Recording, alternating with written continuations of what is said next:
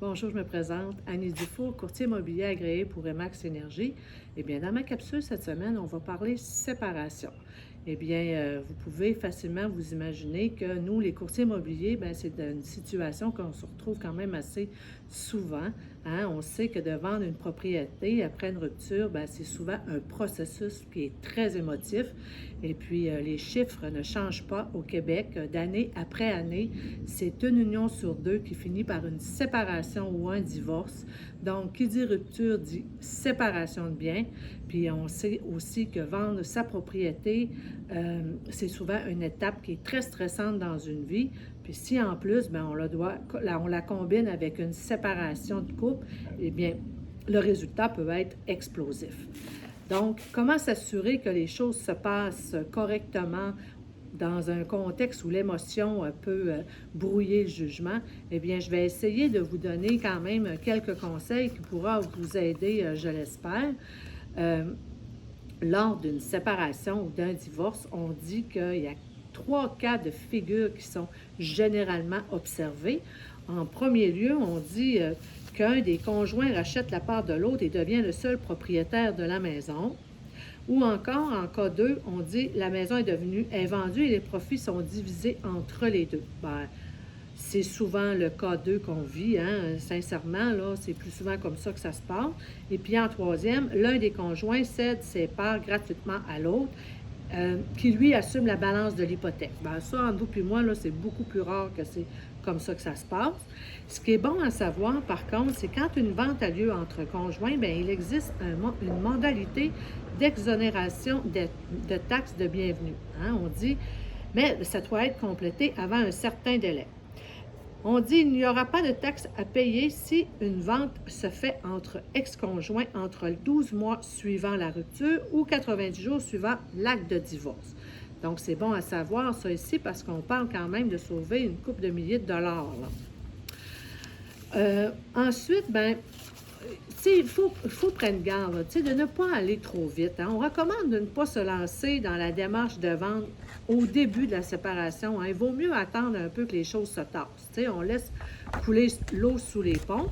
On dit qu'en attendant, on peut commencer par contre à ramasser toute la documentation qui sera nécessaire pour faciliter les prochaines étapes. Quand on parle de documents, on parle des titres de propriété, du certificat de localisation. On en a parlé dans ma dernière capsule de son importance. On parle du paiement des taxes municipales et scolaires.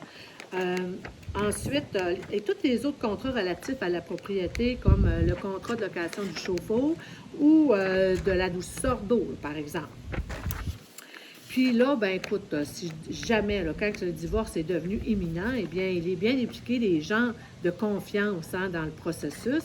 On dit idéalement un professionnel comme un courtier immobilier qui pourra vous aider à négocier en votre faveur et vous guider. Hein? Il y a beaucoup de choses stressantes qui se passent dans cette période, en plus de votre routine, de votre travail, des enfants. Aussi, bien, les gens sont souvent à l'aise avec un notaire qui est reconnu comme un élément qui est neutre et informé. Il faut dire que le notaire, lui, il va s'appuyer sur une entente de médiation ou un jugement de divorce. Puis si les choses ne se sont pas réglées, bien, il va vous conseiller la médiation. Puis pour ce qui est de la médiation, bien, si vous en avez besoin dans votre séparation pour vous aider, bien, le gouvernement défraie là, des heures. Là, je n'ai pas le nombre d'heures exact, là, mais je sais que c'est peut-être une dizaine d'heures environ.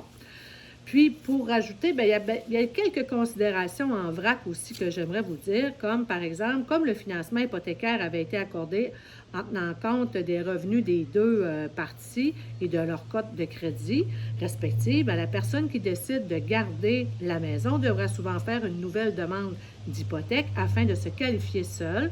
Et puis, il faudra bien calculer cette option pour qu'elle corresponde à la capacité réelle de payer. Fait que c'est important d'aller décider, vous avez une discussion entre vos deux, et puis là, vous décidez de la garder, bien, il faut que vous allez voir à l'institution financière si vous êtes capable d'assumer tous les frais seuls.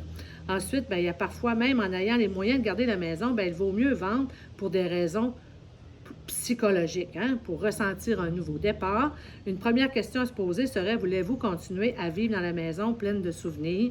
Le voisinage familier vous apportera-t-il du réconfort ou de la nostalgie? Hein, c'est quand même une question qu'il faut se poser, malheureusement. Ensuite, bien, si le couple vivait en union de fait, un contrat signé au moment de l'achat déterminera la juste part qui revient à chacun.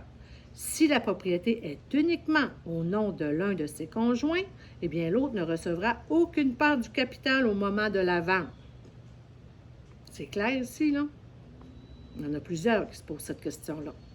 Le conjoint qui continuera d'habiter les lieux jusqu'à la vente de la propriété assume normalement les frais courants. Celle-là aussi est bonne. Celui qui demeure dans la maison assume normalement les frais courants. On parle des taxes municipales et scolaires, on parle de Hydro-Québec et des assurances. Ensuite, si la propriété ou le prêt hypothécaire sont au nom des deux conjoints, bien ceux-ci sont tenus conjointement responsables de leurs dettes envers leurs créanciers.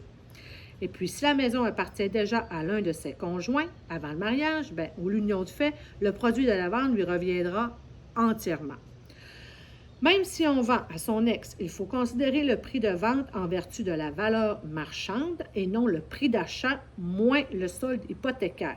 Cela implique le recours au service d'un évaluateur indépendant. Oui, on fait évaluer la propriété par un évaluateur.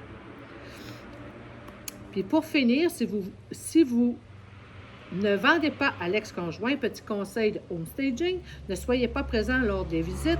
Vous pourrez ainsi éviter les questions embarrassantes et de plus, l'ambiance positive d'une maison fait toute la différence au moment de faire un choix. Donc, le courtier pourra se charger d'être l'intermédiaire dans cette transaction. Pour finir, conseil de Annie, l'évaluation technique est selon moi très important dans la transaction parce qu'elle vient déterminer le juste prix de la propriété par une personne neutre et évite des désaccords au moment des offres d'achat. C'est ma recommandation du jour. Faites-vous faire une évaluation technique par un évaluateur agréé. Mon Dieu, qu'on va sauver des blablas. Hein? Ça vient dire le prix, ça vient de s'éteindre, c'est comme ça. Quand on a l'offre d'achat qui est près de tout ça, eh bien, les deux parties s'entendent, on accepte, puis c'est réglé. Donc, sur ça fait le tour de ma capsule encore cette semaine. Je vous remercie beaucoup d'avoir été là. Et puis, si vous avez aimé, bien, merci de me liker. Vous pouvez partager aussi la capsule, vous le savez. Pour ceux qui partagent depuis ma première capsule jusqu'à ma capsule 21, je vais faire un tirage et puis mon gagnant va pouvoir se choisir un frigidaire à l'effigie de son choix. Je vais mettre une petite photo dans le bas de la capsule. Et puis aussi, bien, je vais vous mettre un lien cette semaine, le lien sur Éducalois. Je trouve ça très, très, très intéressant quand on se pose des questions. Bien, on retrouve plusieurs de nos réponses. Alors, merci beaucoup d'avoir été là et puis je vous dis à la semaine prochaine. Bye!